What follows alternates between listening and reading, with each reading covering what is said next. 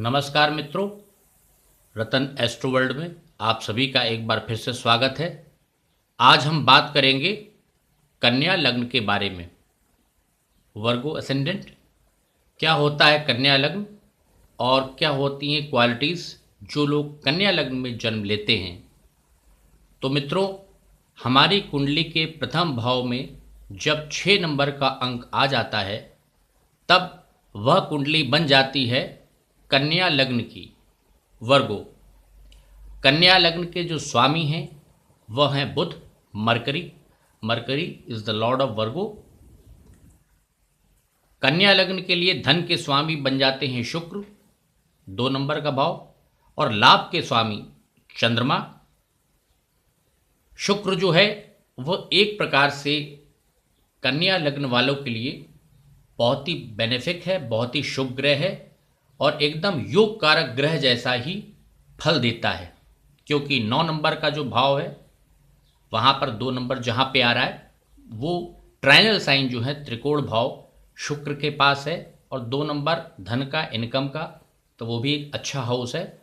तो ये सबसे अधिक शुभकारी ग्रह होता है कन्या लग्न वालों के लिए। कन्या लग्न वालों का जो शुभ रत्न होता है वह है पन्ना, और जो रंग है शुभ रंग वह होता है हरा। बुध जो है सबसे शुभ ग्रह है। शुक्र बहुत अच्छा है, लेकिन दोनों ग्रहों का ये देखना पड़ेगा व्यक्तिगत कुंडली के अंदर कि उन ग्रहों का प्लेसमेंट, यानी कि दोनों के दोनों ग्रह शुक्र और बुध कहाँ पर बैठे हैं, किस राशि में बैठे हैं, किस भाव में बैठे हैं। यदि छठे, 8वें और 12वें भाव में बैठे हैं तब फिर वो अपना दशा या महादशा में भी जो अच्छा परिणाम जितना वो देना चाहिए वह जातक को नहीं दे पाते हैं और कठिनाइयाँ आती हैं। जो शुभ दिन हैं वो हैं बुधवार, शुक्रवार और शनिवार कन्या लग्न वालों के लिए। अब बात करते हैं कि जो कन्या लग्न के लोग होते हैं उनकी कद काठी कैसी होगी, किस प्रकार का उनका स्वभाव होगा।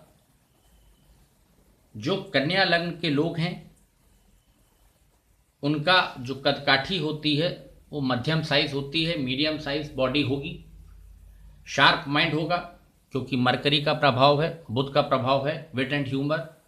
जो मरकरी का स्वभाव है वो लग्न के जो स्वामी हैं वो उस व्यक्ति के अंदर बिल्कुल होगा। शार्प मेमोरी होगी, तेज कुशाग्र बुद्धि जो होती है, लेकिन ये साथ में देखना आवश्यक है कि बुध की प्लेसमेंट कहाँ पर है। ये एक सामान्य सी जनरल बातें मैं आपको बता रहा हूँ, बिना किसी ग्रह को कुंडली के अंदर रखे।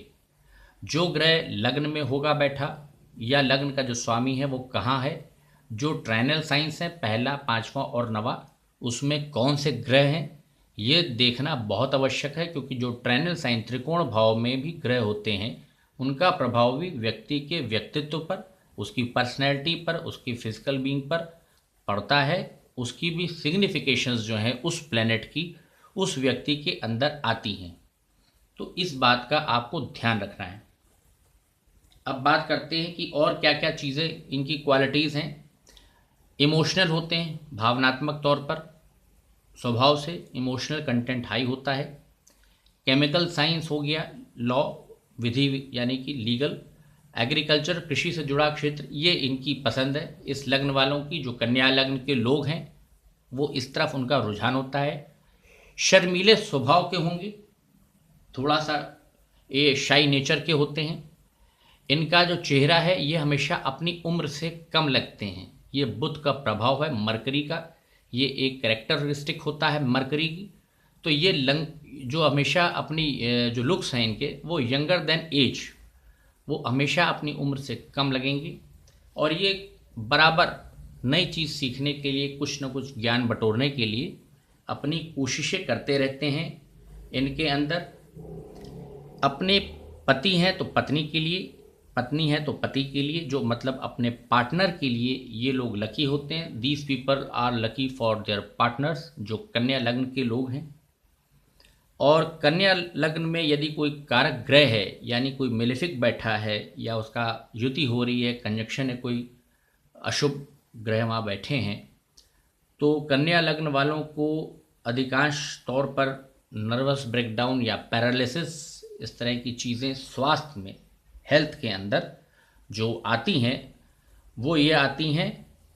तो वहाँ पर ये थोड़ा सा ध्यान देने वाली बात है कि जो हेल्थ वाली चीज़ है, अगर कोई मेलेफिक लग्न में है तो मैं हमेशा इस बात को कहता हूँ कि आप दिखवाकर जो भी अशुभ दोष हैं उनकी पूजा अवश्य करा लें, क्योंकि देखिए पूजा से एस्ट्रोलॉजी के अंदर बहुत असर पड़ता है, बहुत हद तक आपकी परेशानियां कम हो जाती हैं। तो ये कुछ बातें थीं कन्या लग्न वालों की, वर्गों की, कि वो स्वभाव में उनका कैसा होगा और किस प्रकार के लोग होंगे। मैंने यहाँ लिख रखा है क्वालिटीज़ उनकी, आप नोट कर सकते हैं अपनी डायरी में। और एक बार फिर से मैं कहूँगा कि अगर आप हमसे जुड़े हुए हैं, आपने मेरी चैनल को सब्सक्राइब कर लिया है, तो आपका बहुत बहुत धन्यवाद। और अगर नहीं किया है, ज्योतिष में आपको रुचि है, आप कुछ सरल भाषा में समझना चाहते हैं, ज्योतिष को सीखना चाहते हैं, क्योंकि एस्ट्रोलॉजी बहुत ही कॉम्प्लेक्स सब्जेक्ट है, बहुत ही जटिल सब्जेक्ट है। इसको बहुत सरल भाषा में समझाना इतना आसान नहीं होता। मैं पूरी कोशिश करता हूँ बहुत सिंपल हिंदी में, बहुत साधारण सी भाषा में आपको समझाऊँ। तो आशा करता हूँ आपको वीडियो पसंद आया होगा। और अगर आपने अभी तक मेरी चैनल को सब्सक्राइब नहीं किया है तो प्लीज़ आप मेरी चैनल को सब्सक्राइब कर सकते हैं। यदि आपके कोई कमेंट्स हैं तो आप ज़रूर कमेंट्स लिखिए। ईश्वर आपका कल्याण करे। आपका दिन शुभ हो। नमस्कार।